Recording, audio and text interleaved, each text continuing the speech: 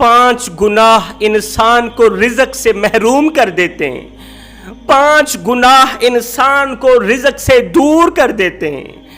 दुनिया में कितने लोग हैं जो रिज़्क के लिए परेशान हैं, जिनके पास रिज़्क नहीं है, गुर्बत की ज़िंदगी जी रहे हैं, गुर्बत की दलदल में फंसे हुए हैं, जिनके पास रिज़्क नहीं है।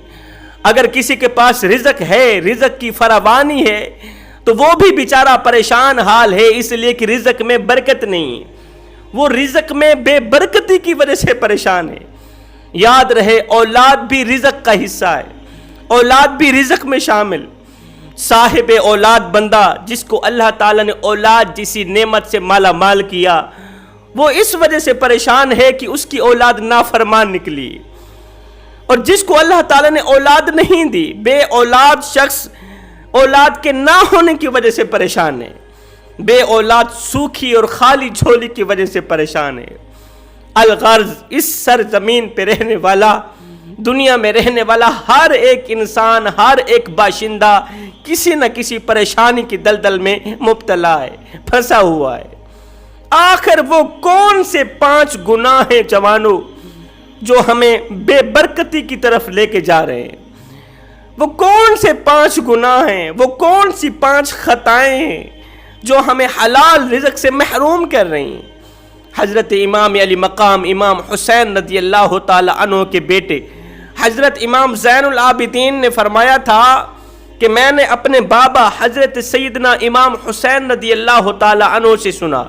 उन्होंने अपने बाबा हज़रत सैयदना अलीजुल मुर्तदा शेर खुदा करमल्लाहु वजहुल करीम से सुना। वो फरमाया करते थे कि एक दिन रसूलुल्लाह सल्लल्लाहु अलैहि वसल्लम ने फरमाया था, फरमाया सहाबा 5 गुनाह ऐसे हैं जो रिज़्क में बेबरकती लाते हैं, जो इंसान को हलाल रिज़्क से महरूम कर देते हैं। फरमाया सहाबा अगर रिज़्क हलाल चाहते हो, रिज़्क में बरकत चाहते हो, तो 5 गुनाहों को छोड़ दो। पूछा गया या रसूलल्लाह वो 5 खतरनाक गुनाह कौन कौन से हैं? आखिर वो कौन से 5 गुनाह हैं जो रिज़्क में बेबरकती लाते हैं, इंसान को रिज़्क से महरूम कर देते हैं? फरमाया पहला गुनाह अल्लाह के सिवा किसी और से मांगना छोड़ दो। अल्लाह के सिवा किसी और से मांगना छोड़ दो। अल्लाह का पाक दरवाजा छोड़कर गैरों के दरवाजे पे जाकर खैरात मांगना, ये अल्लाह ताला का नापसंदीदा अमल है और गुनाह कबीरा है। ऐसे लोग हजरत इब्राहीम अलैहिस्सलाम के इस वाक़े से सबक हासिल करें, सबक लें, सोने की तख्ती पे लिखने वाला सबक नसीहत। जब हजरत इब्राहीम अलैहिस्सलाम को आग में डाला जा रहा था, नमरूद ने सबसे पहले एक मुरब्बा मील का अहाता बनवाया जिसकी 4 दीवारी 20 गज बुलंद थी। एक मुरब्बा मील का अहाता जिसकी 4 दीवारी 20 गज बुलंद थी, कितना बड़ा और कितना लंबा था। हर शख्स इस काम को बड़ा नेक काम समझने लगा। बीमार शख्स मन्नत मांगता, अगर मैं अच्छा हो गया तो हजरत इब्राहीम अलैहिस्सलाम को जलाने के लिए इतनी लकड़ियों का हिस्सा पेश करूंगा। किसको जलाने के लिए? हजरत सैयदना इब्राहीम अलैहिस्सलाम को जलाने के लिए पूरा महीना सरकारी सतह पर बादशाह के हुक्म पर लकड़ियां इकट्ठी होती रहीं। अलगर्ज 1 महीने के अंदर अंदर अहाता भर गया। तेल डालकर इस पर आग लगाई गई, इस अहाते को आग लगाई गई, इन लकड़ियों को आग लगाई गई। इस जोर के साथ आग भड़की के शोले आसमान को छूने लगे। नमरूद ने हजरत सैयदना इब्राहीम अलैहिस्सलाम को कैद से निकलवा कर जंजीरों से बांधकर आग में डालना चाहा। जब आग में डालना चाहा, एकदम फरिश्तों में हलचल मच गई, एकदम आसमान कांपने लगा, जमीन थर्राने लगी। इंसान, हैवान, चरन परन तमाम अल्लाह ताला की कमोबेश 18,000 मखलूकात रोने लगी।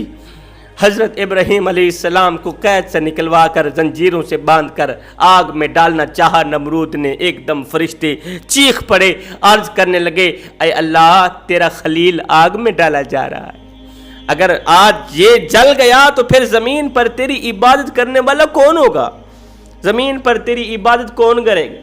अल्लाह ने फरमाया, फरिश्तों इब्राहीम मेरा दोस्त है, तुम इब्राहीम के पास जाओ, अगर वो तुमसे मदद तलब करे तो जरूर उसकी मदद करो। میرا ابراہیم اگر تم سے مدد طلب کرے، مدد مانگے، میرا ابراہیم ڈر گیا ہو، خوف زدہ ہو گیا ہو، اگر وہ تم سے مدد چاہے تو ضرور مدد کرو۔ یہ حکم سنتے ہی ملائکہ فرشتے حضرت ابراہیم علیہ السلام کے پاس حاضر ہوئے، کہا کہ اے ابراہیم ہمیں مدد کی اجازت دیجئے، بس ہم آپ کے اشارے کے منتظر ہیں، ہمیں مدد کی اجازت دیجئے، ہم آپ کی بھرپور مدد کریں گے۔ حضرت ابراہیم علیہ السلام نے ان انسانی روپ میں آنے والے فرشتوں کی طرف منہ پھیر کے دیکھا، کہا کہ مجھے تمہاری مدد کی ضرورت نہیں ہے، کہا کہ مجھے تمہاری مدد کی کوئی ضرورت نہیں، دوسروں سے مدد کا طلبگار تو وہ ہو جس کا کوئی خدا نہ ہو، اور اگر خدا بھی ہو تو ہر جگہ موجود نہ ہو۔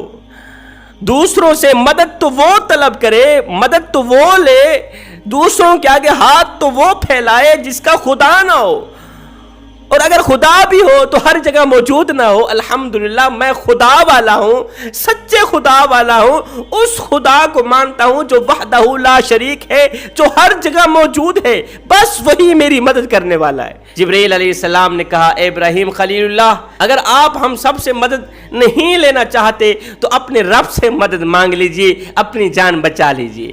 مدد کے طلبگار نہیں، اپنے رب سے تو مدد مانگ لو نا، اپنی جان بچا لو نا۔